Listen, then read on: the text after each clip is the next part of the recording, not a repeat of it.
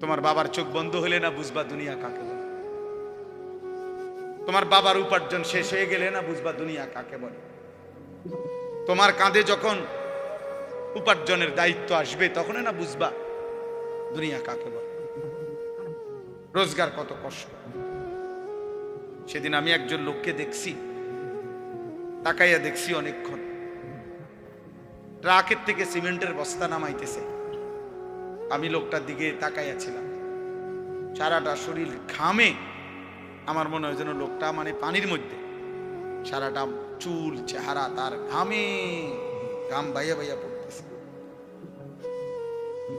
তাহলে এক বস্তা ট্রাকের থেকে প্রতি বস্তা সিমেন্ট নামাইয়া গোডাউনে ধুইলে সর্বোচ্চ 7 টাকা 8 টাকা বা 10 টাকা দেয়। সর্বোচ্চ রেট হলো 10 টাকা, মানে এন থেকে হয়তো গোডাউনে ধুইবে আর কি। তাহলে 50 বস্তা সিমেন্ট যদি এই বেচারা নামায়, তাহলে প্রিয় যুবক ছেলে 50 বার এই লোকটাকে, তোমার বাবাকে হতে পারে 50 বারই উনি কোমরটা বাঁকা করে। নাহলে কেমনে বস্তা এটা লইব? 50 কেজি সিমেন্টের, 50 কেজি সিমেন্টের একটা বস্তা বেচারা কেমনে নিবে? প্রতিবারই তাকে কোমর বাঁকা করতে হয়েছে। প্রত্যেক বস্তা সিমেন্ট হয়তো ফালাইয়া ছোট্ট একটা গামছা হয়তো কোমরের থেকে খুলে আবার ঘাম মুছছে, আবার আরেক বস্তা লেগে গেছে, আর গুনছে কয় বস্তা হইল।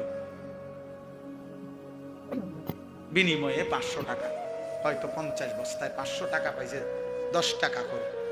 সেখান থেকে ভাঙ্গাইয়া তোমারে 200 টাকা দিছিল, তুমি বলছো তোমার স্কুলে দিতে হবে, সেই ঘামে ভেজা 200 টাকা। আর তুমি জানো আর সেই 200 টাকায় মোবাইলে ঢুকাইয়া উলঙ্গ ছবি আর নাচ গান নর্তকী দেখে শেষ করে দিছ। তুমি সন্তান না, বরং তুমি জানো আর।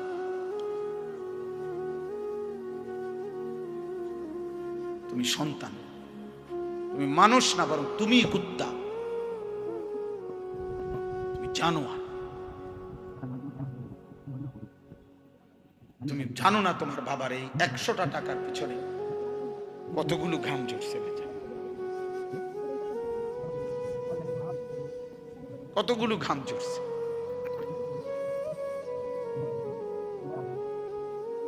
হ্যাঁ, আমার আব্বা ছোটবেলায় আমরা দেখছি সারাদিন স্কুল করে আব্বা যখন আসতেন, প্রাইমারি স্কুলে মাস্টারি করতেন, মসজিদে ইমামতি। আমার আব্বার 1টা বা 2টা গেঞ্জি ছিল, গেঞ্জিগুলোর এই পাশে এই পাশে ঘামে ভিজা। তো আমার মনে আছে কোনো সময় গেঞ্জি ধুইতে দিলে আমরা ধুইতাম না, আমি ফাটতাম না, মানে ঘামের গন্ধে বাবার গেঞ্জি ভিজা থাকত। সেখান থেকে আব্বা, আমার মনে আছে, মাস শেষে প্রতি 300 টাকা মাদ্রাসায় পাঠাইছে আমার লেগে। একটা পোস্ট কার্ডে তখন মানি অর্ডার করতে হইতো টাকা, তো মানি অর্ডার করলে একটা ছোট্ট পোস্ট কার্ড আছিল, এটার মধ্যে নাম ঠিকানা লিখতে হইতো, নিচে দিয়া একটু জায়গা ছিল, এখানে নিজস্ব কোনো কথা থাকলে লিখতে হইতো। আব্বা লিখতো, আনিস তোমার জন্য 300 টাকা পাঠাইলাম, বাবা টাকা পাইয়া জানাইও। তো আব্বারে জানাইতাম যে বাবা টাকা পাইছে। এই 300 টাকা গুনে গুনে 2 টাকা ডাইলবাজি, 2টা পরোটা, এমনি আমি গুনে গুনে খাইতাম, হিসাব গুনে গুনে। এই জন্য দোস্ত আমার, বন্ধু আমার, আমি বিষয়টা বললাম, মেহনত, যথাযথ পরিশ্রম মানুষকে দুনিয়াতেও ভালো করে, আখিরাতেও ভালো। অনেক নওজোয়ান মাশাআল্লাহ, প্রিয় ভাই, আমি অনুরোধ করি পরিশ্রমী হও, মেহনতি হও। এমন সুন্দর জীবন, সুস্থতা, এমন সুন্দর যৌবন, এই শুধু শুধু নারী দেখে দেখে না, এটা মিলে যাবে না। এ যে মহিলারে তুমি রাত দিন মোবাইলে দেখো, এগুলা পাইবা তো, তোমার একজন বিবি হবে, তোমার একজন স্ত্রী হবে। আর যেটা চাচ্ছ মনে, এটা পূরণ হবে। এই পৃথিবীর লাখ লাখ কোটি কোটি মানুষ স্বামী স্ত্রীর মিলনে এরপরেই এই মানব প্রজন্ম এখানে আসছে। আজ এটা তোমারও, এটার জন্য অল্প বয়সে কুত্তার মতো হওয়া, চরিত্রহীন লম্পট, যে রাত দিন নারী দেখে, ছবি দেখে, জিনা ব্যভিচারের দৃশ্য দেখে, এমন নিকৃষ্ট জানোয়ার হওয়ার কোনো দরকার নেই। এটা এমনি মিলবে। বিয়ে শাদী তো স্বাভাবিক বিষয়, স্বামী স্ত্রী, নারী পুরুষের মিলন, আল্লাহ তাআলার কুদরতি নিজাম। আল্লাহ বলছে আমি এটা ব্যবস্থা করে রাখছি, যথা সময়ই পৌঁছে যাও। সময়ের আগে এক লোকমা খাবারও পৌঁছে। আমরা কিতাবে পড়ছি, কিতাবের মধ্যে আছে, আমরা পড়ছি যে হে আল্লাহর বান্দা, তোমার লোকমা যদি, তুমি আসো জমিনে, আর তোমার একটি লোকমা যদি পাহাড়ের উপরেও থাকে, তো নিশ্চিত মনে রেখো, ইয়াকিন, পাহাড়ের উপরের ওই লোকমাটাই তোমার মুখে পৌঁছবে। আর আল্লাহর ওলিরা বলেন, যদি হে আল্লাহর বান্দা, তুমি মুখের কাছে দুই ঠোঁটের সামনে নিয়ে আসছো লোকমা, কিন্তু যদি সেটা তোমার ফয়সালাতে না থাকে, খোদার কসম ওই লোকমা তোমার ভিতরে ঢুকবে না। যেটুকু বরাদ্দ ওইটা যদি পাহাড়েও থাকে, সেখান থেকে নেমে আসবে। যেটা বরাদ্দ নাই, সেটা ঠোঁটের কাছে থাকলেও সেটা কি হবে না, মিলবে। অতএব আমাদের জীবনের এটা বড় বুঝা উচিত। আমি বেশি আফসোস করি যে ছেলেরা, বাবা কেন বুঝতেছো না যে তুমি তোমারে চিনলা না কেন? কমপক্ষে ডানে বামে তাকাইও না, এই সমাজের কারো দিকে তাকাইও না, তোমার দিকে তাকাও তো একটু, যে আমি কি করছি সারাটা দিনে। এটা কি একটা সুস্থ মানুষের কাজ? সারা দিনে আমি বেশি ব্যস্ত ছিলাম। আজকে মাগরিব পর্যন্ত আমার বাচ্চা অসুস্থ ছিল, আর আমি ডাক্তার দেখাইয়া বাসাত রাইখা সুদন্যপুর আমার শায়েখ আরিফ বিল্লাহ আল্লামা মুফতি মুশতাকুর নবী কাসেমি হজরতের মাদ্রাসায় আমি যাইতে হয়েছে মাগরিবের পর।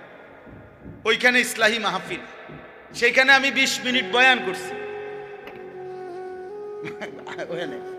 এরপরে এখানে আসছি, আমি বারবার যোগাযোগ হইতেছে যে দেরি হয়ে যাইতেছে, বা আমার আরেকটা মাহফিল আছে, সবই ঠিক আছে, কিন্তু আমি মাঝখানে ঠিকই এরপরেও এলিটগঞ্জ পাম্পে আমরা এশার নামাজ জামাতে পড়ে আসছি। মাহফিল যদি কাইতে হইয়া যায়, শীত হইয়া যায়, আমাকে আমার নামাজ তো পড়তে হবে না? শ্রোতা যদি চলেও যায়, আমাকে আমার নামাজ পড়তে হবে না?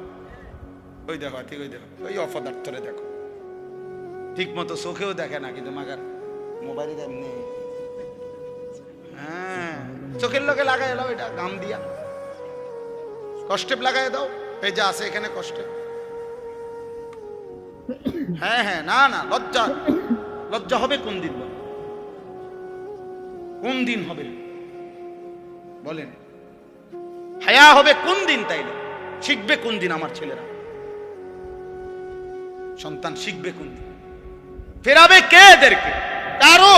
সবাই আমরা, সবাই ভাবতেছেন পাশ কাইটা জায়গা, সবাই ভাবতেছেন মাথা নোয়া জায়গা, সবাই ভাবতেছেন যার যার রুমে ঢুকে গেলে, ঘরে ঢুকে গেলে দরজা বন্ধ করে দিলে নিরাপদ। আল্লাহর কসম, কোন সমাজের মধ্যে যদি জিনা বেড়ে যায়, বেবিচার বেড়ে যায়, নারী ছেলে মেয়ের অবাধ মেলামেশা চলাফেরা যদি বেড়ে যায়, রব্বে কাবার কসম কিতাবে আছে, ওই সমাজের কোন ঘর আর পবিত্র নারী মেলা কঠিন হয়ে যায়।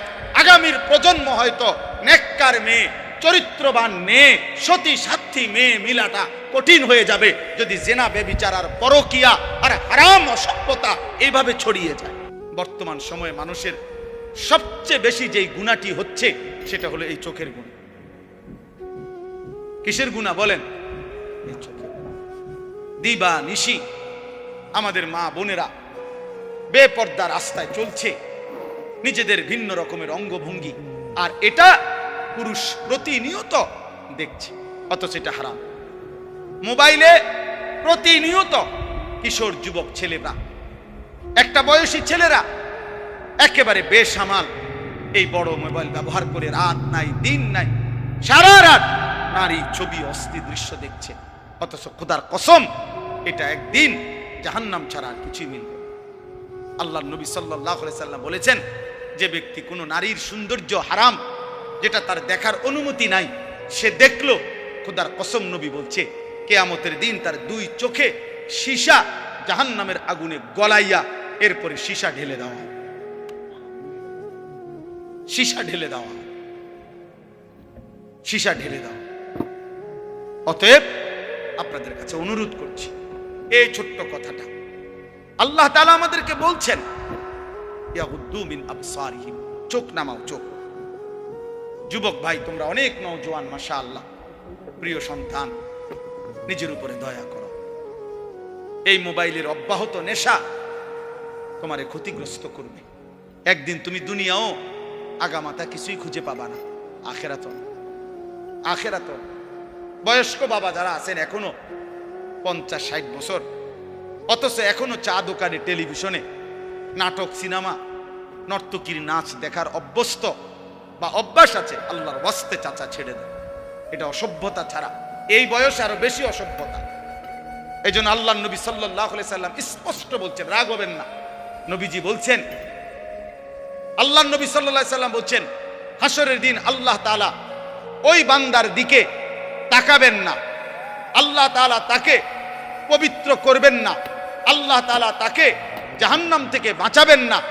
এই কথা বলতে গিয়ে 1 নম্বরে যার কথা বলছে, নবীজি বলছেন যে আশ-শাইখুজ জানি, যে বুড়া ব্যভিচারী। খোদার কসম, বয়স বেশি, বয়স হয়ে গেছে, অথচ এখনো জিনাকার, ব্যভিচারী। আর চোখ দিয়ে ভিন নারী দেখলে এটাও জিনা, হাত দিয়ে ছুঁয়ে দিলে এটাও জিনা, কান দিয়ে শুনলে ভিন নারীর কথা, হারাম কথা, এটাও জিনা, অন্তর দিয়ে কল্পনা করলে এটাও জিনা, লজ্জাস্থান দিয়ে জিনা করলে এটাও জিনা, নবীজি বলছেন।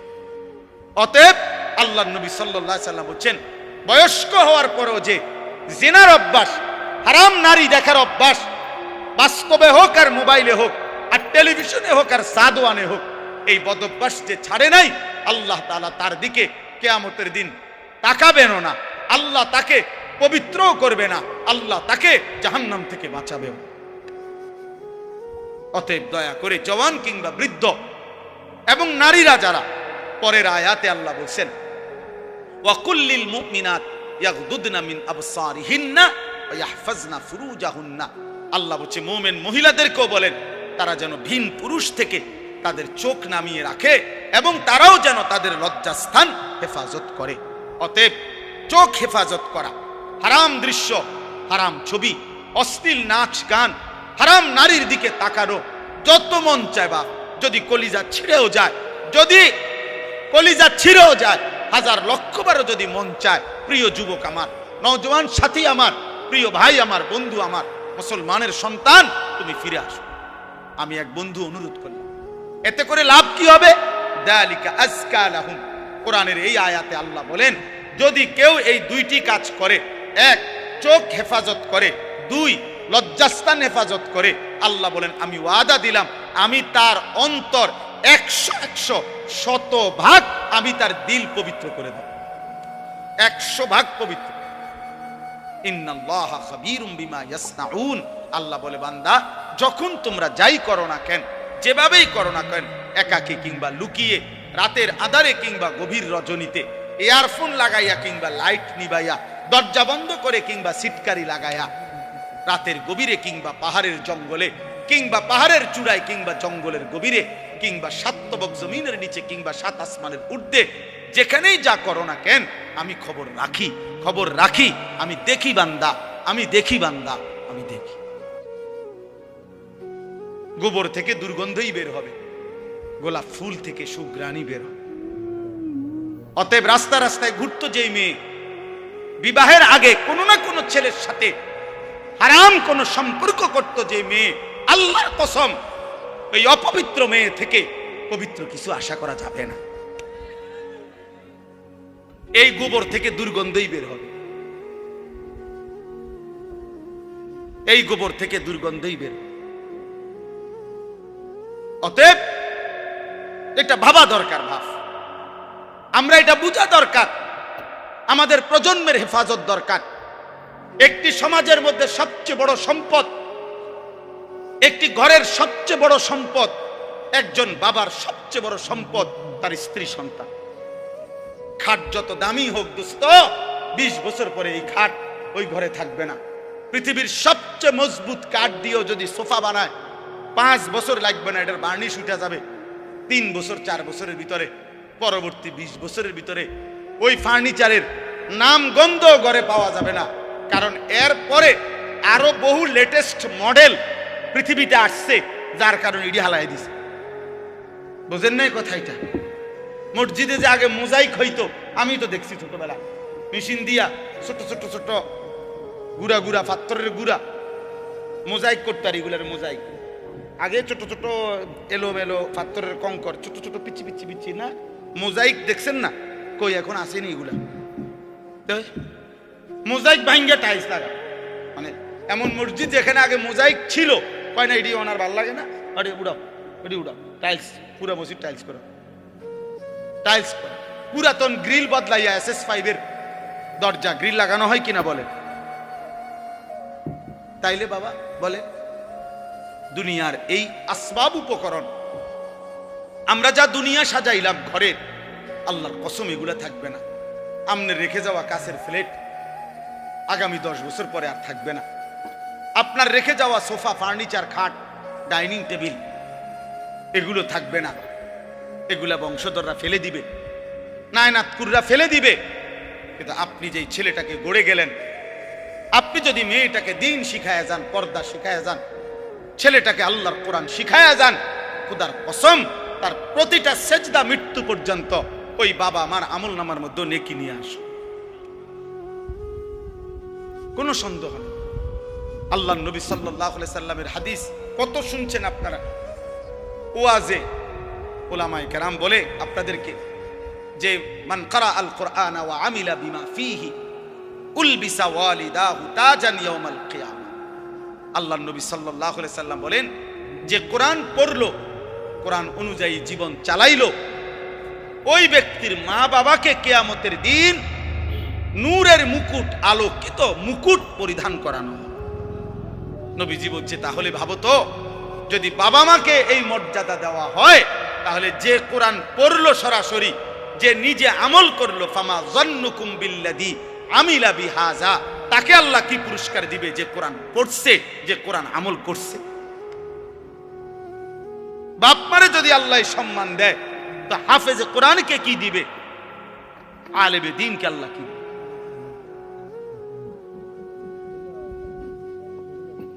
এজন্য প্রিয় ভাই, প্রিয় বাবা, সবাই মিলে গুনাহ ছাড়েন।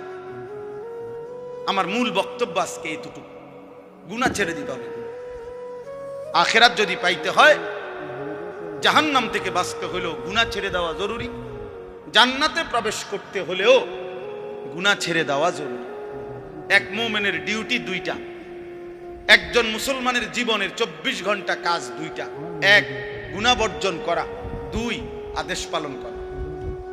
খালাস, এরই নাম জীবন, এরই নাম মুসলমান, এরই নাম তাকওয়া, এর পিছনেই জান্নাত। উইদ্দাত লিল মুত্তাকিন, রব্বুল আলামিন বলে জান্নাত বানানোই হয়েছে মুত্তাকিদের জন্য। আর মুত্তাকি বলেই তাকে ওই মুমিনকে, যে মুমিন প্রথমত গুনাহ বর্জন করে, দ্বিতীয়ত আদেশ পালন করে। আদেশ পালন, সতর খোলা রাখা। মনে করেন কারো নাভি থেকে হাঁটুর নিচ পর্যন্ত, এটা হলো সতর পুরুষের, এটা খোলা রাখা গুনাহ না নেকি? কথা বলেন। একজন মনে করেন এখন নামাজের ওয়াক্ত, নামাজ আদায় করা এটা গুনাহ না নেকি? নেকি, বুঝেন নাই? নামাজ আদায় করা কি নেকি? সতর ঢাকা মানে সতর খোলা রাখা, এটা কি? গুনাহ। এ শরীয়তের মাসআলা হইল যে এক্ষেত্রে কোনটা আগে ফরজ? ফরজ হইলে আগে সতর ঢাকা ফরজ, এরপরে নামাজ পড়া। হিসাব বুঝছেন? নামাজের বাহিরে যেই ফরজগুলা, এর মধ্যে একটা কি আছে? তাহলে বোঝা গেল আগে তুমি এই গুনাহটা আগে কি করতে হবে? সরাইতে হবে, সতর ঢাকা, এরপরে সেজদা দিবে, এরপরে সেজদা দিবে। আগে সুদের থেকে বাঁচা জরুরি, এরপরে দান সদকা উপকার। আগে কিস্তির থেকে বাঁচা জরুরি, এরপরে দান সদকা করা উপকার। আগে লোন থেকে বাঁচা জরুরি, এরপরে দান সদকা করা উপকার। মসজিদে টাকা না দিছেন 30,000, কিন্তু 30 লাখ টাকা দিয়ে আপনি সুদের ব্যবসা করেন। এই বাটফার, পীর সওয়াব আরামখোর, সওয়াব কিসের? আবার সওয়াব তোমার আব্বাই দেয়। সুদখোরের 1 টাকায় কোনো নেকি হয় না, 1 টাকায়ও না। ফ্যান হয় নেকি হয় না, টাইলস হয় নেকি হয় না। নেকি ইমাম সাহেব দেয় না, ইমাম সাহেব শিক্ষা দিলে হইতো না। মাহফিলের বক্তা যদি একারে জনাব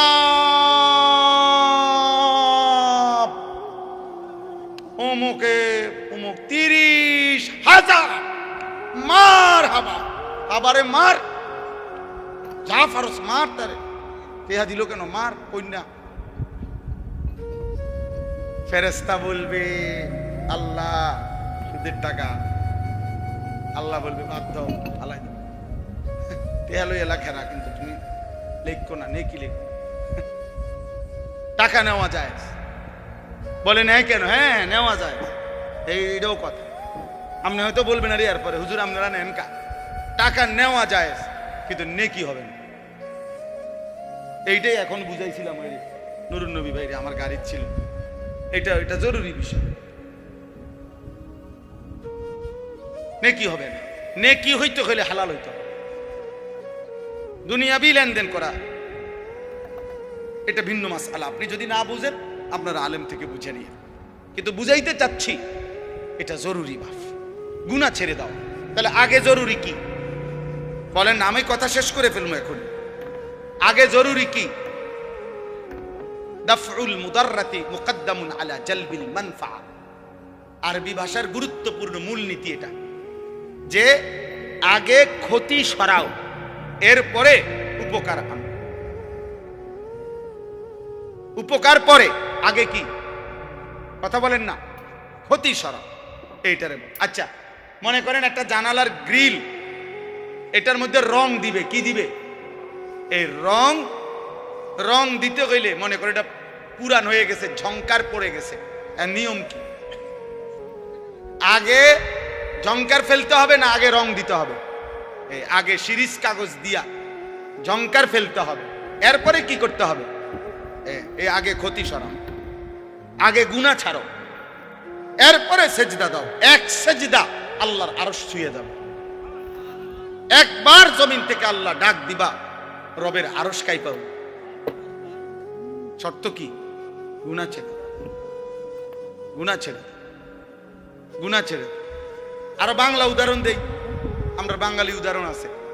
কোন ব্যক্তি মনে করেন কারো বাড়ির দরজায় গেইটে ভিক্ষার জন্যই মনে করেন হাত পাতছে, এই সময় বাড়িওয়ালার কুকুর, পালা কুকুর খেউ খেউ করিয়া দরজার সামনে আইছে, বেড়ারে মানে ধরে লইব দশা। এখন এই লোক কি বলবে? বাড়িওয়ালার আগে কি বলবে? যে কি সরাও, আমার চাল লাগতো না ভাই, আল্লাহর দোহাই, আমার কি লাগবে না, তুই এটা সরা ভাই, এটা সরা। কামড় না দোক, কামড় না দোক, শুধু এইটারে কয় কি? ভিক্ষা থাক, কুত্তা সামলাও, চাল লাগবে না, উপকার করণ লাগতো না ভাই, ক্ষতি যাতে না করে, ক্ষতি যাতে না। এই জন্য এক মুমিনের প্রথম ডিউটি, যুবক হোক বৃদ্ধ হোক, আমি হই তুমি হই, আলেম হোক পাবলিক হোক, আপনি মনে রাখবেন। আপনারা অনেক সময় অনেকে আছে বলে আরে কয় তো লম্বা লম্বা, হুজুরের মধ্যে তো দোষের অভাব নাই, বলে কি না বলেন? আমিও তো বলি হুজুরের মধ্যে দোষের অভাব নাই। হুজুররা কি বেহেশতের থেকে নিয়ে আসছে? আমি কি এখন বেহেশতের থেকে আসছি না ক্যান্টনমেন্ট থেকে আসছি? ময়নামতি সাহেবের বাজার আমার বাসা, আমি কোনো বেহেশতের থেকে আসছি? মানে আপনি যদি মনে করেন কোন হুজুরেরও দোষ আছে, হ্যাঁ হ্যাঁ, তো আপনি আমার জন্য দোয়া করেন, আমরা আপনাদের জন্য দোয়া করি না? কথা বলেন না কেন? তো আপনারা আমার জন্য দোয়া করবেন যে আল্লাহ ওনারও গুনাহ থেকে বাঁচান, ওনারও আল্লাহ আপনি নেক আমলের তৌফিক দেন। আমি আপনার কাছে দোয়া প্রাপ্য না? কথা বলেন না কেন? তো তাইলে অসুবিধা কি? এটা এটা কিন্তু সূক্ষ্ম ধোঁকা, সূক্ষ্ম ধোঁকা। আপনি চোখের সামনে দেখতেছেন আমরা দুইজন, তো এখন আমি পড়ে গেছি পানিতে, তো এরপরে আপনার দায়িত্ব এটা, আর আমি থাকতে লাভ কি? এটাই তো কথা। এটা কোনো বুদ্ধিমান করবে? এটা আমার সাথী আগুনে পুড়ে গেছে, আর আমি আর হুজুরে জেনে আগুনে ফিরে গেছে, তো আর আমি পাবলিক থাকতে কিনবো, আমরাও আগুনে পুড়ে যাই, এটা নিয়ে নিয়ম। তো যদি মনে করেন আমি ভুলে করে ফেলছি, যদি মনে করেন আমি গুনাহ করছি, যদি মনে করেন আমি হারাম করছি, এই বলে কি আপনিও হারাম করবেন? এটা জরুরি। গুনাহ ছেড়ে দেন। এই আজকের মূল বক্তব্য এটা, গুনাহ ছেড়ে দেন। এক মুমিন প্রথম কি ছেড়ে দিতে হবে? গুনাহ ছেড়ে। বিষয়টা কঠিন হইল, এটা আমাদের আল্লাহর আদেশ, আর আল্লাহর আদেশের উপরে কঠিন না সহজ, পারতেছি না এত কথা বলার কোনো সুযোগ নাই। আপনার যদি মন নাও চায়, আপনার যদি বিবেকে নাও চায়, আপনার যদি কলজাটা ফাইটাও যায়, তারপরেও আপনি আল্লাহর হুকুমের জন্য গুনাহ ছাড়তেই হবে, ছাড়তেই হবে, ছাড়তেই। কার হুকুম এটা? আমার মালিকের। বসে আদেশ করছে, অতএব অনেক সময় অনেক কাজ ভাল লাগতেছে না, তারপরও অধীনস্থ কর্মকর্তা তার বসের আদেশ মন না চাইলেও পালন করতে হবে। আর মন চাইলে তো ভালোই, মন চাইলে তো কি ভালো। এটা জরুরি বিষয়।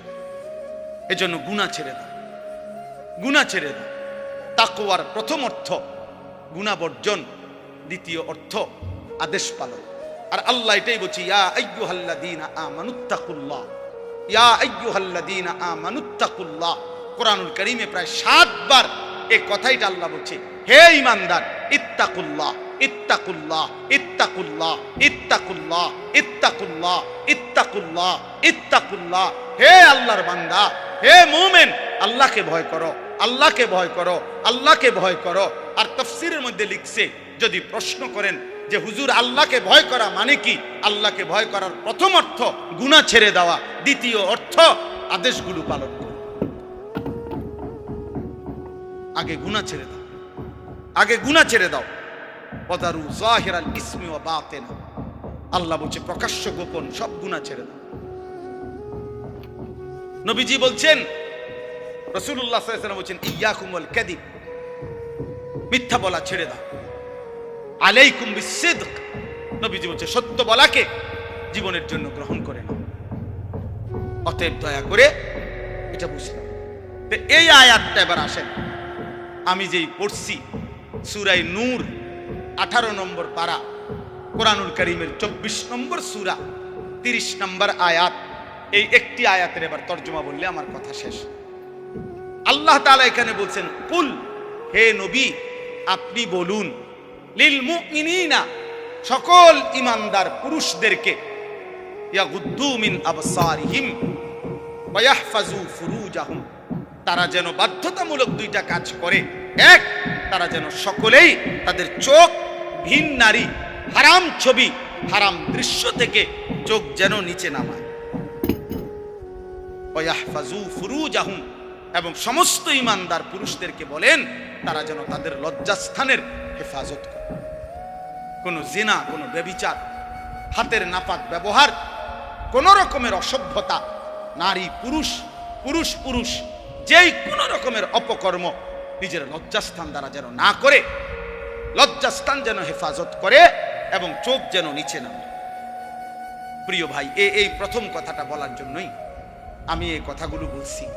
আজকের সময়ের বিবেকবান যারা, দিন নিয়ে যারা ভাবে, মানুষকে নিয়ে যারা ভাবে, এরকম বিবেকবান বিচক্ষণ বুজুর্গ আল্লাহওয়ালা ওলামায়ে কেরামের মূল বক্তব্য হলো, বর্তমান সময়ে মানুষের সবচেয়ে বেশি যেই গুনাহটি হচ্ছে সেটা হলো এই চোখের গুনাহ।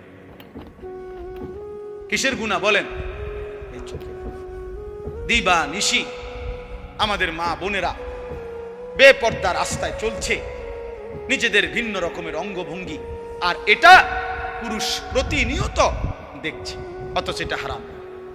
মোবাইলে প্রতিনিয়ত কিশোর যুবক ছেলেরা, একটা বয়সী ছেলেরা একেবারে বেসামাল এই বড় মোবাইল ব্যবহার করে রাত নাই দিন নাই সারা রাত নারী, ছবি, অস্থি দৃশ্য দেখছে, অথচ খোদার কসম এটা একদিন জাহান্নাম ছাড়া আর কিছুই মিলবে।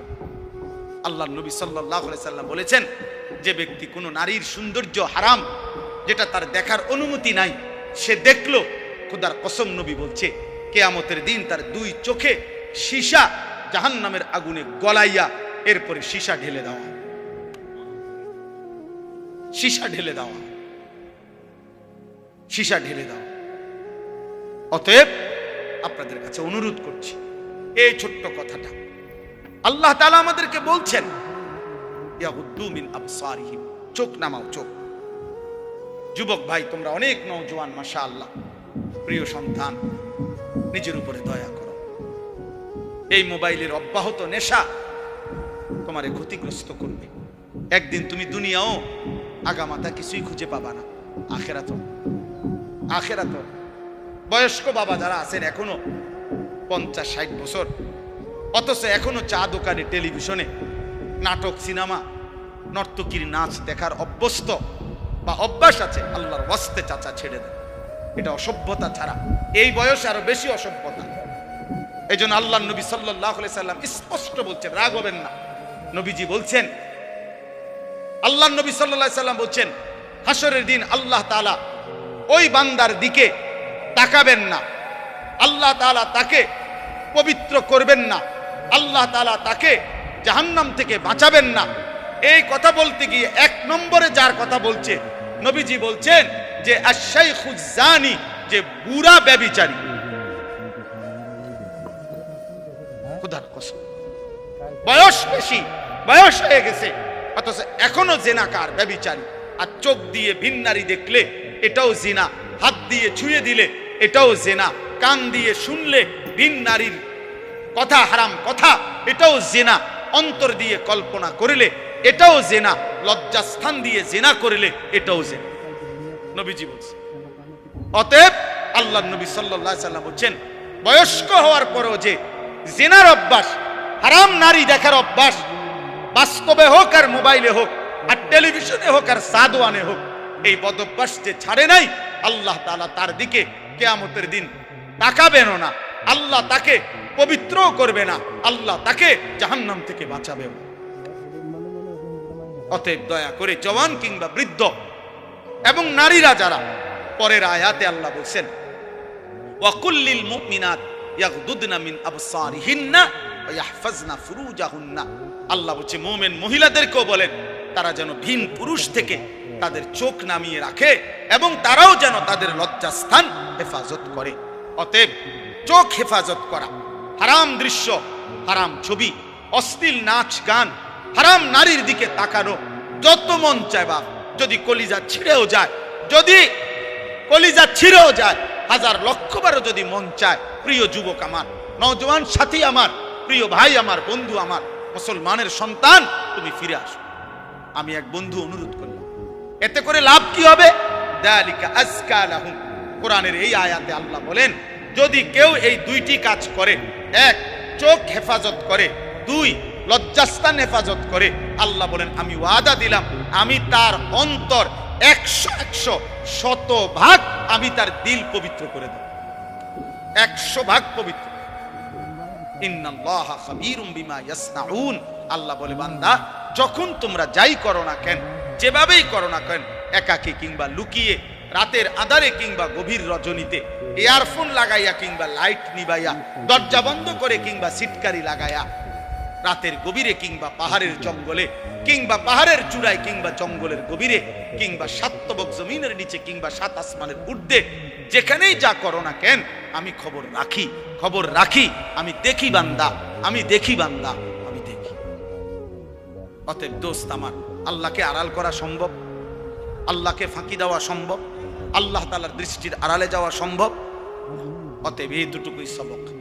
আমরা যদি ইমানদার হই, আমরা যদি মুমিন হই, তাহলে আমাদের নারী, আমাদের পুরুষ, আমাদের কিশোর, আমাদের যুবক, আমাদের মা, আমাদের বোন, আমাদের স্ত্রী, আমি হুজুর, আপনি পাবলিক, আমরা সবার দায়িত্ব চোখ হেফাজত করা। কি হেফাজত করা? কারণ চোখ হারাম নারী দেখা গুনাহ কিনা? বলেন না কেন? অতএব এই গুনাহ ছিল, আল্লাহ তাআলা আমাদেরকে তৌফিক দেন, কবুল করেন। আমিন। বিবাহ একটি সম্পর্ক, বিবাহ একটি ইবাদত। ইবাদত কিনা কথা বলেন? আল্লাহ কোরআনে বলছে ফানকিহু, তোমরা বিবাহ করো। তো যেটা আল্লাহর হুকুম এটা ইবাদত কিনা?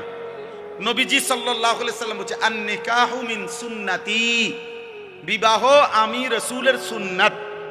তো যেটা নবীর সুন্নাত এটা উৎসব নাকি ইবাদত? এটা ফুর্তি নাকি ইবাদত? নবীর সুন্নত এটা ফুর্তি নাকি ইবাদত? তাহলে বিবাহ কি? ইবাদত। আল্লাহর হুকুম এ কারণেও ইবাদত, নবীর সুন্নাত এ কারণেও ইবাদত। ইবাদত ইবাদত এক। দুই নাম্বার, বিবাহ মানে একটি ছেলে মেয়ের এই সম্পর্ক শুধু উপভোগের সম্পর্ক নয়, বরং এই স্বামী স্ত্রী মানে এখান থেকে কিয়ামত পর্যন্ত একটি প্রজন্ম। আমার দাদা দাদির মিলনে আমার বাবা, মা বাবার মিলনে আমি, আমার স্ত্রীর পরে আমার সন্তান। তাইলে এইভাবে এটা একটা সিরিয়াল, এটা একটা সিরিয়াল। আমার দাদা 5 ওয়াক্ত নামাজ পড়ছেন রমজান মাসে, পুরা রমজানে মসজিদে ছিলেন, শেষ 10 দিন এতেকাফ করছেন। ঈদের চাঁদ উঠছে, ঈদের দিন দাদা সকালবেলা ভোরে মসজিদ থেকে বের হইয়া ঈদের নামাজ পড়া ঘরে আসছে। চাচারে কইছে, ছোট চাচারে, যে আমি আমার শ্বশুর বাড়ির যামু, আমার একটা রিস্কা না দে। আমার চাচার নাম হোসেন, মানে হুসাইন। ওই যে হোসেন, আমারে একটা রিস্কা না দে, কিন্তু আমি আমার শ্বশুর বাড়ির যামু। দাদা বুড়া মানুষ। আমার চাচা বলছে, আব্বা আমনে মুরব্বী মানুষ, শেষ বয়স, আপনি মাত্র মসজিদে অন কি শ্বশুর বাড়ি যাইবেন? আমরা সব সেমাই চিনি রাঁধছি, আপনি খাবেন। দাদা কয় না, আমি জামুই, তুই রিস্কা না আনলে বাদ দে। নাতি মানে আমার চাচার ছেলে ইদ্রিস, পরে বলছে, নাতি তুই আমার হাতে ধর, দাদা জামুই শ্বশুর বাড়ি। এই কথা বলে দাদা একটু সামনে গেছে, মাঝ পথে পাশের গ্রাম, 2 গ্রাম পরে আমার দাদার শ্বশুর বাড়ি ছিল। দাদা মাঝখানেই রাস্তায় কাইত হইয়া পড়ে গেছে। সন্ধ্যাবেলায় আমার দাদা কবরে চলে গেছে, মারা গেছে। আমার দাদা ঠিকই বুঝছে যে আমি শ্বশুর বাড়ি যাব। তাহলে আমার দাদা নেককার ছিলেন, নেককার ছিলেন, নিজের হাতে মসজিদ গড়ে গেছেন। তাহলে এটা একটা প্রজন্ম, স্বামী স্ত্রীর সুন্দর একটি সম্পর্ক, এদের ঈমান ইসলাম, এদের পাক পবিত্রতা, পর্দা পুশিদা, এটা একটা জেনারেশন তৈরি করে। এটা গুরুত্বপূর্ণ বাপ। কম হোক, আল্লাহর কথা, কোরআন সুন্নাহর কথা আদবের সাথে শুনতে হয়, এটা জরুরি, নাইলে ফায়দা হয় না।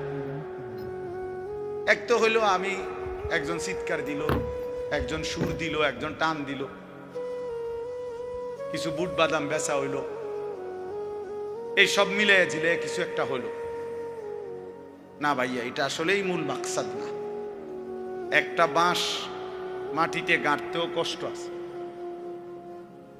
এই রাস্তাটা আমি আসছি এখন অনেক ভাঙ্গা, তাইলে প্রত্যেককেই কষ্ট করে আসতে হয়েছে। সেটা যদি কোনো ফায়দা না হয়, আপনি দেখেন ওইখানে বুট বাদামের দোকানে অনেক লোক দাঁড়ায় আছে, অসংখ্য লোক এখন এই মাত্র। তাহলে সামান্য বাচ্চাদের কতগুলো খেলনা জিনিস, এই ছোট ছোট বাস, ছোট ছোট গাড়ি ঘোড়া, এগুলোর দোকানে এত লোক দাঁড়ায় থাকা কি অর্থ আছে বলে? মানুষের তো স্বাভাবিক একটা বিবেক থাকা দরকার যে আমি এখানে কেন দাঁড়ায় রইলাম।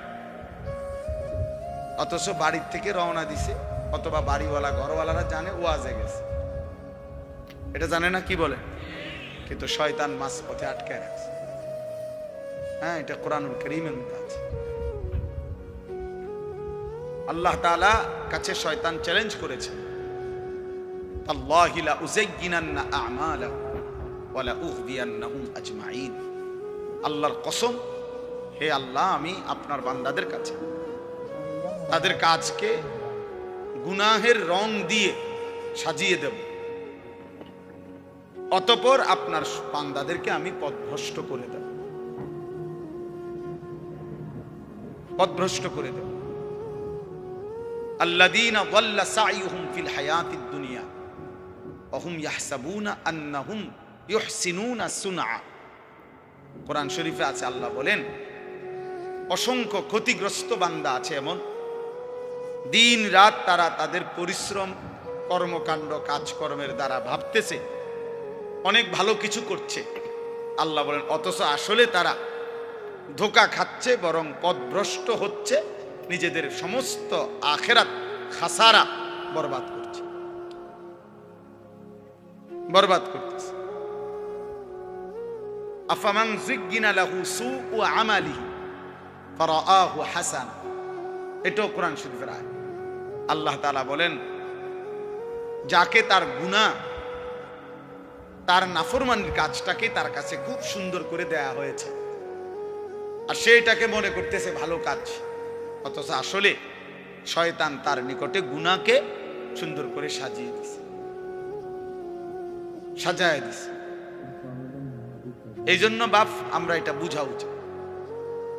আরবিতে বলা হয় কালিমাতু হাক্কিন উরিদা বিহাল বাতিল, কথা সত্য মতলব খারাপ। অর্থাৎ অনেক সময় এমন হয় যে কথা তো সুন্দর কিন্তু ভিতরের উদ্দেশ্য খারাপ। এই জন্য অনেক কিছু তো আমাদের কাছে মনে হয় এটা করলে খুব সুন্দর হবে, কিন্তু এর দ্বারা উদ্দেশ্য ভিন্ন। এই জন্য দেন একটু আগায় দেন, একটু একটু করে। আরে আপনি কথা বলেন, আসতে বলেন। মানুষের আগাইবার কথা কই এত ধমক দিলে তো আর হইতো না। নিজের বসা নিজে বসে দেন, একটু একটু আগায় দেন। মানুষ একজন বসতে এত আগাল্লা কি দরকার? জি মাশাআল্লাহ। চলেন, 2 নাম্বার কথা হলো ভাইয়া, আমার প্রিয় ছোট ভাই হাফিজ মাওলানা আতিকুর রহমান আশরাফ, আমি আইসাই শুনতেছি বলতেছে, এইমাত্র সে বলছে এটা আপনাদের কাছে। আমি আবার বললাম ছেলেরা, ভাইয়া একটা ছেলে মোবাইল হাতে ধইরা ভিডিও বা রেকর্ড করবা না, আমি নিষেধ করলাম। আর একটা মোবাইলও ধরে রাখবে, আমি নয়তো উঠাই দেবো তোমার দোস্ত, তুমি উঠে যাইতে হবে এখান থেকে। এরপরে ধমক দিলে লজ্জা পাইবা। আমি আগেই বলছি, আমি ব্যক্তিগতভাবে কোনো প্রার্থী না, নির্বাচনের কোনো জনসভার জন্য আসিনি। আমার একটা মার্কা আছে, সবাই একটু খেয়াল রাখেন না, কোনো মার্কা নাই। কথা বুঝছেন কিনা? আমি কোনো প্রার্থী না, এটা কোনো নির্বাচনী জনসভা। অল্প একটু সময় আল্লাহর কথা বলা, আখিরাতের কথা মনে করায় দাও। ওয়াজের মূল মাকসাদ কি? মূল মাকসাদ আত-তারগীব ওয়াত তারহিব। অর্থ হলো জান্নাতের কাজের প্রতি উৎসাহিত করা, জাহান্নামের কাজের প্রতি ভয় প্রদর্শন করা।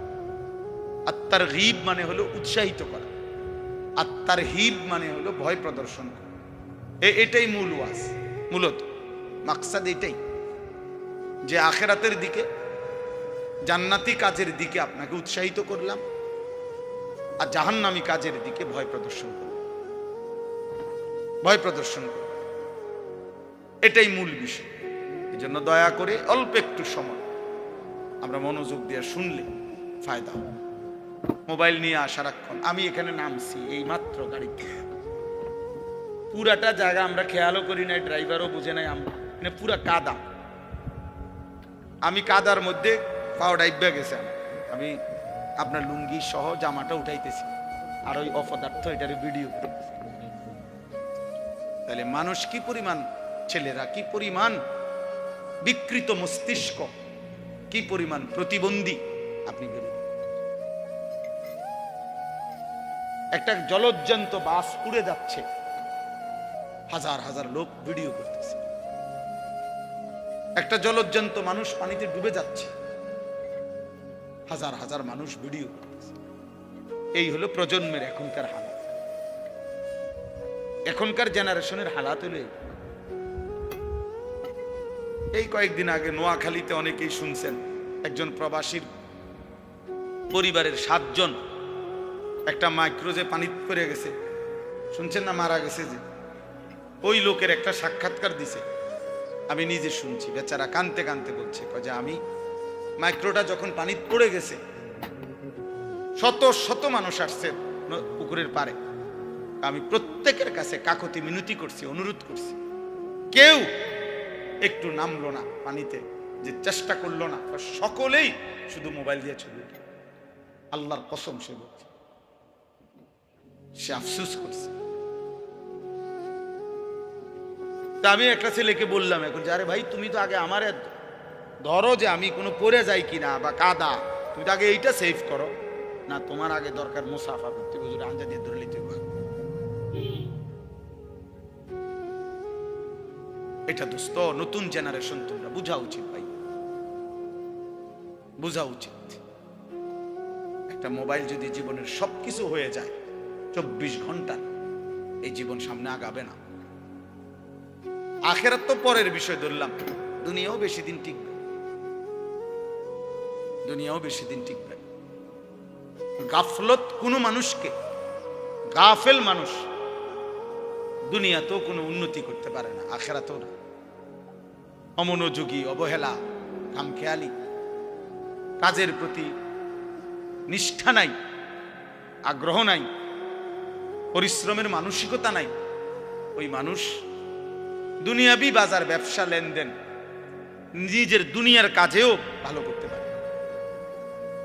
আমার আপনারা সবাই বুঝবেন, দেখেন জিজ্ঞাসা করে, যেই দোকানদার কোনো কাস্টমার যদি 3 বার 4 বার আইসা দেখে, মনে করেন এক সপ্তাহের মধ্যে উনি 3 বার আইসে এই দোকানে, আইসা 3 বারই দেখছে দোকান বন্ধ অথবা দোকানদার নাই, এরপরে সে পরবর্তী 6 মাসেও আর কোনোদিন এই দোকানে আসবে না, দেখেন সে বলবে যে এনে দোকানদার থাকে না, আর বলা যায় না এটা বন্ধও থাকতে হবে, এই শেষ, মানে তার ব্যবসা শেষ,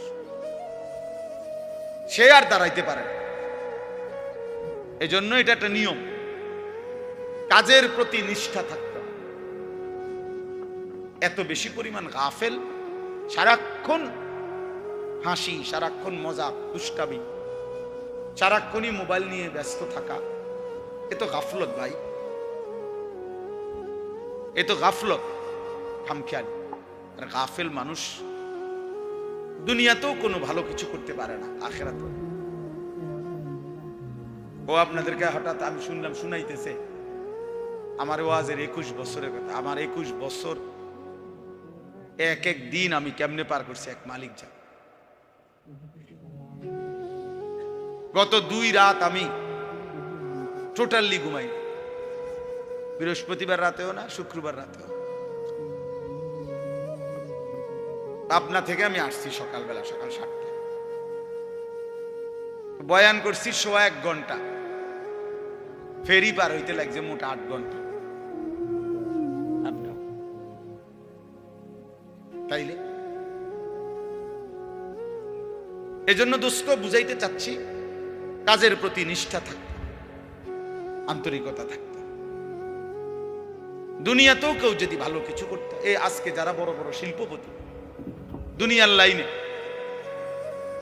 বড় বড় পয়সাওয়ালা, দেখবা যে হালাল হারাম পরে, কিন্তু কমপক্ষে সে যে এই পর্যায়ে গেছে, হালাল হোক হারাম হোক, সে যেটা বুঝছে এটার উপরে সে সর্বোচ্চ দিন রাত মেহনত করছে। তার দিবানিশির মেহনত, পরিশ্রম, মাথার ঘাম তারে এই পর্যায়ে নিয়ে গেছে। আমার একদিন একজন বড় ব্যবসায়ী, ঢাকা পল্টনের 1000 কোটি টাকার মালিক এখন, উনি বলছিলেন হুজুর আমি দোকানে দোকানে দাঁড়ায় থাকতাম, তারা দুপুরবেলা খানা খাইলে দোকানদাররা বাটির কোনা দিয়ে যদি 2 ভাত কুদ্দুর তরকারি বাকি থাকতো, আমার এগুলা দিলে আমি 3-4 দোকানের এই খানা একত্র করে বা আমি 2 ভাত খাইতাম। আমি এভাবে তাকায় দাঁড়ায় হাঁটতাম, শুধু দোকানদাররা খাইলে যদি কুদ্দুর দেয় আমারে, আমি এত অভাবী ছিলাম, কিন্তু সেই আল্লাহ আমাকে মেহনতে পরিশ্রম করে গেছি, আজকে 1000 কোটি টাকার মালিক। স্বাভাবিক একটা রেস্টুরেন্টে আছে ওনার 16 তালা। তাইলে দোস্ত দুনিয়া বললাম, দুনিয়া দুনিয়া বাংলাদেশের একজন প্রতিষ্ঠিত ব্যবসায়ী ছিলেন, কিছুদিন আগে মারা গেছেন। আমি ইচ্ছা করে নাম বলতেছি না, পত্রিকায় ওনার অনেক বড় লেখা আছে। উনি বলছেন বাড়ির থেকে 90 টাকা নিয়ে সর্বপ্রথম আমি সায়দাবাদ গেছি, ঢাকা। সায়দাবাদে যারা মাটি কাটে ওই সময় তাদের সাথে যে যোগ দিছি মাটি কাটবে, তারা বলছে যে কোদাল এবং টুকরি নিজের না হইলে হইতো না। অন্ত পড়ছি আরো বিপদে, মাটিও তো কাটতে পারতাম না, কারণ আমার তো কোদালও নাই টুকরিও নাই। এরপরে আবার গায়ে খাইটা কষ্ট কইরা তারপরে কোদাল টুকরি কিনছি। ওইটুকু দিয়েই সে বাংলাদেশের মৃত্যুর আগে তিনি বাংলাদেশের একজন প্রথম শ্রেণীর ঠিকাদার ছিলেন। হাজার হাজার কোটি কোটি টাকার এই রোডের, হাইওয়ে রোডের কাজ করতেন। একটা সময় এই 90 টাকার পুঁজি। তাহলে ছেলেদেরকে বললাম, বাবা দুনিয়াও ভালো হবে না, এই ফেডে বাতে চলবে আর কি, কোন রকম আর জোরাতালি এই চুলে ঘুরাইতে পারবে হারা দিন।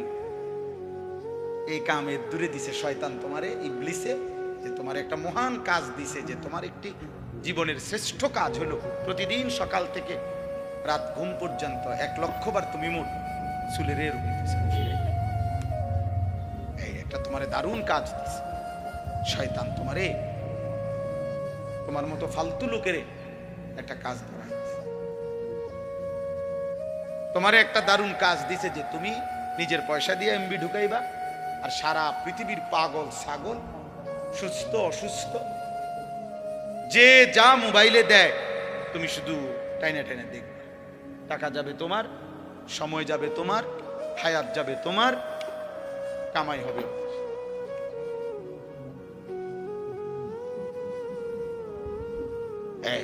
তোমারে বুদ্ধি দিয়ে যে যেমনে পারো টাকা ব্যবস্থা করবে তুমি। তুমি বাপের টাকা চুরি করো, নয়তো মায়ের টাকা চুরি করো, নয়তো স্কুলের টিফিনের টাকা বাঁচায় রাখো, নয়তো যেভাবে পারো। নারী তোমাকে দেখতেই হবে, উলঙ্গ ছবি তোমাকে দেখতেই হবে, হারাম ছবি তোমাকে দেখতেই হবে, অসৎ বন্ধুদের আড্ডা দিতেই হবে, আড্ডা দিতেই হবে। আল্লাহ আমাদেরকে হেফাজত করেন। এজন্য আমি সবাইকে বললাম, গাফলত অনেক বড় অভিশাপ, মানে খামখেয়ালি আর কি, অবহেলা, জীবনটাকে অনাদরে অবহেলায় নষ্ট করে। বরং বুদ্ধিমান বিবেকবান ব্যক্তি পরিশ্রমী হয়। মানুষকে আল্লাহ তাআলা বলেছেন, লাকাদ খালাকনাল ইনসানা ফি কাবাদ। 3টা কসম করে আল্লাহ বলছেন যে আমি মানুষের সৃষ্টির মধ্যে আমি আল্লাহ পরিশ্রম করার, মেহনত করার যোগ্যতা দিয়েই, মানসিকতা দিয়েই আমি সৃষ্টি করেছি। এই ফি কাবাদ অর্থ আমি আল্লাহ তাআলা মানুষকে মেহনত করার মানসিকতা, যোগ্যতা দিয়েই লাকাদ খালাকনাল ইনসানা, আমি মানুষকে সৃষ্টি করেছি। এজন্য সব ছেলেকে বললাম, এই ভূমিকা ছাড়াই কথা শেষ। কথার প্রসঙ্গে প্রথম কথা এটা বললাম, গাফেল না হওয়া ভাইয়া, দুনিয়াও না আখিরাত। ভালো উপার্জনের জন্য মেহনত করতে, একটু সুখ, একটু সচ্ছলতা, ঘর বাড়ি চলাফেরা, পরিবারের একটু প্রশস্ততার জন্য মেহনতও চাই, মেহনতও চাই। আপনি ঘুমের থেকে উঠে জমিদারি করবেন, এ কয়দিন তাফালিং, কয়দিন মোটরসাইকেল নিয়ে মাতবুরি, মোবাইল একটা নিয়ে মাতবুরি, কয়দিন ভাইয়া, কয়দিন? তোমার বাবার চোখ বন্ধ হলে না বুঝবা দুনিয়া কাকে বলে। তোমার বাবার উপার্জন শেষ হয়ে গেলে না বুঝবা দুনিয়া কাকে বলে। তোমার কাঁধে যখন উপার্জনের দায়িত্ব আসবে তখন না বুঝবা দুনিয়া কাকে বলে, রোজগার কত কষ্ট। সেদিন আমি একজন লোককে দেখছি, তাকাইয়া দেখছি অনেকক্ষণ, ট্রাকের থেকে সিমেন্টের বস্তা নামাইতেছে।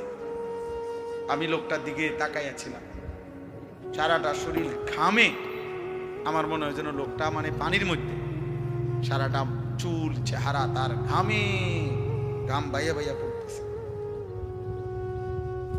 তাহলে এক বস্তা আগের থেকে প্রতি বস্তা সিমেন্ট নামাইয়া গোডাউনে থুইলে সর্বোচ্চ 60 টাকা, 8 টাকা বা 10 টাকা দেয়। সর্বোচ্চ রেট হলো 10 টাকা, মানে এন থেকে হয়তো গোডাউনে থুইবে আর কি। তাহলে 50 বস্তা সিমেন্ট যদি এই বেচারা নামায়, তাহলে প্রিয় যুবক ছেলে 50 বার এই লোকটাকে, তোমার বাবাকে হতে পারে 50 বারই উনি কোমরটা বাঁকা। নাহলে কেমনে বস্তাটা লইব? 50 কেজি সিমেন্টের, 50 কেজি সিমেন্টের একটা বস্তা বেচারা কেমনে নিবে? প্রতিবারই তাকে কোমর বাঁকা করতে হয়েছে।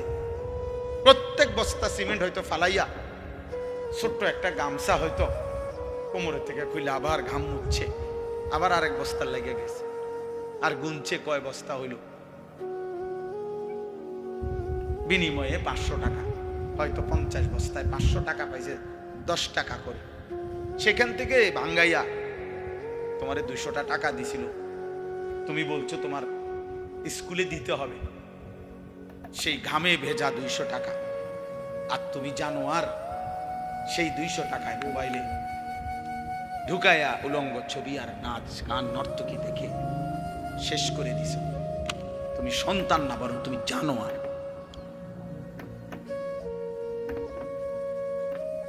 তুমি সন্তান, তুমি মানুষ না, বরং তুমি কুত্তা।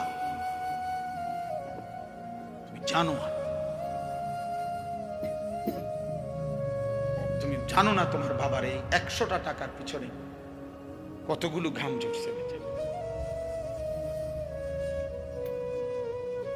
কতগুলো ঘাম ঝরছে।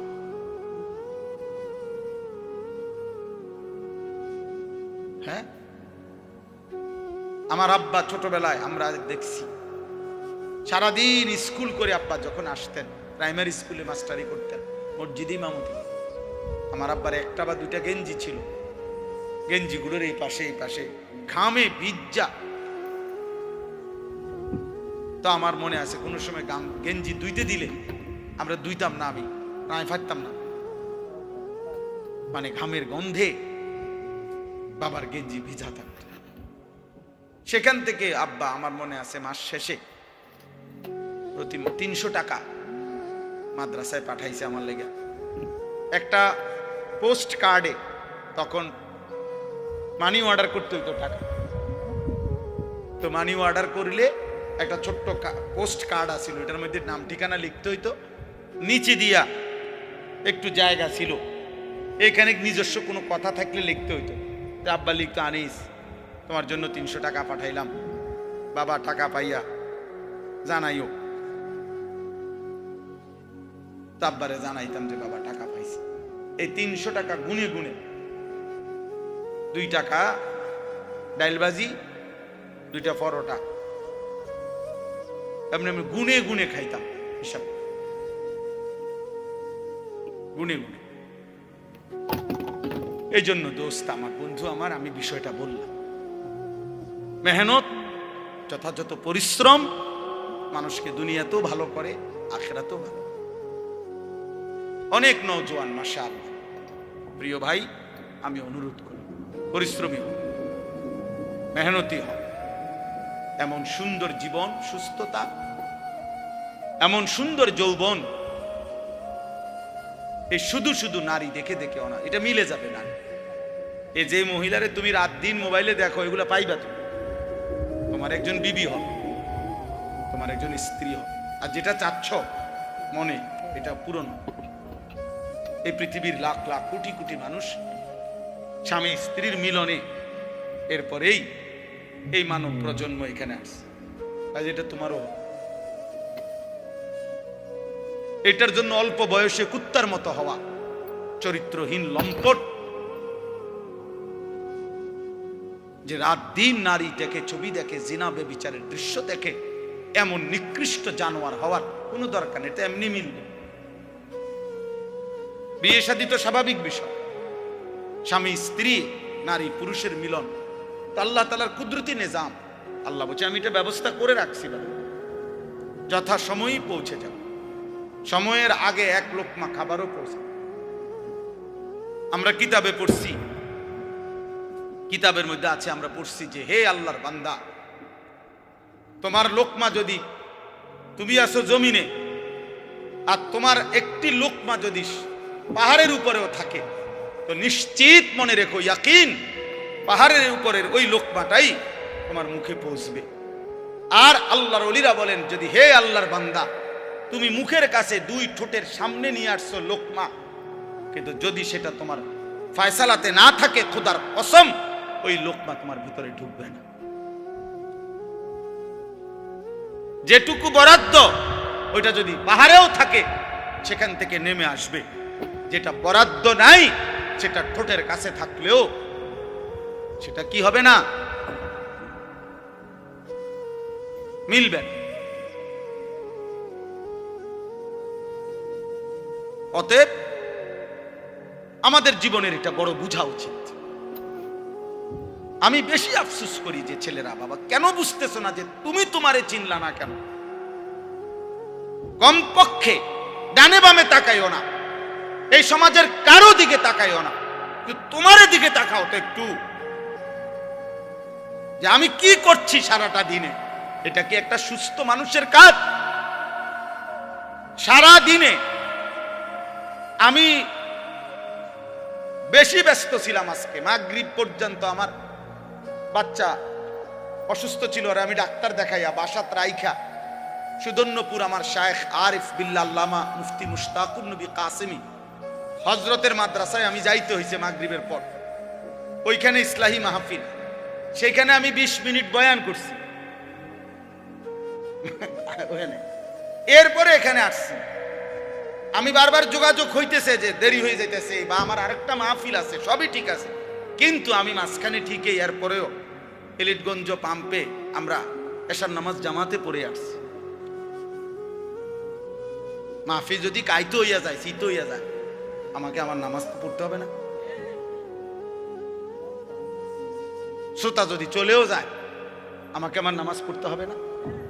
ওই দেখো, ওই দেখো, ওই অপদার্থরে দেখো, ঠিক মতো চোখেও দেখে না, কিন্তু মাগার মোবাইলে এমনি, হ্যাঁ, চোখের লগে লাগাই এলাও, এটা কাম দিয়া কষ্টে লাগাই দাও, এই যা আছে এখানে কষ্টে।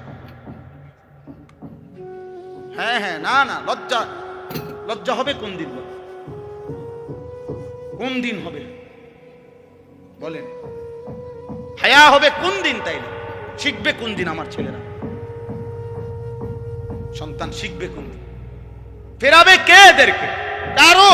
সবাই আমরা, সবাই ভাবতেছেন পাশ কাইটা জায়গা, সবাই ভাবতেছেন মাথা নোয়া জায়গা, সবাই ভাবতেছেন যার যার রুমে ঢুকে গেলে, ঘরে ঢুকে গেলে দরজা বন্ধ করে দিলে নিরাপদ। আল্লাহর কসম, কোন সমাজের মধ্যে যদি জিনা বেড়ে যায়, বেবিচার বেড়ে যায়, নারী ছেলে মেয়ের অবাধ মেলামেশা চলাফেরা যদি বেড়ে যায়, রব্বে কাবার কসম কিতাবে আছে, ওই সমাজের কোন ঘর আর পবিত্র নারী মেলা কঠিন হয়ে যায়। আগামীর প্রজন্ম হয়তো নেককার মেয়ে, চরিত্রবান মেয়ে, সতী সাধ্যী মেয়ে মিলাটা কঠিন হয়ে যাবে যদি জেনা বেবিচার আর পরকিয়া আর হারাম অসভ্যতা এইভাবে ছড়িয়ে যায়। অতএব দোস্ত আমার, আল্লাহকে আড়াল করা সম্ভব? আল্লাহকে ফাঁকি দেওয়া সম্ভব? আল্লাহ তাআলার দৃষ্টির আড়ালে যাওয়া সম্ভব? অতএব এইটুকুই সবক। আমরা যদি ইমানদার হই, আমরা যদি মুমিন হই, তাহলে আমাদের নারী, আমাদের পুরুষ, আমাদের কিশোর, আমাদের যুবক, আমাদের মা, আমাদের বোন, আমাদের স্ত্রী, আমি হুজুর, আপনি পাবলিক, আমরা সবার দায়িত্ব চোখ হেফাজত করা। কি হেফাজত করা? কারণ চোখ হারাম নারী দেখা গুনাহ কিনা? বলেন না কেন? অতএব এই গুনাহ ছেড়ে আল্লাহ তাআলা আমাদেরকে তৌফিক দেন, কবুল করেন, আমিন।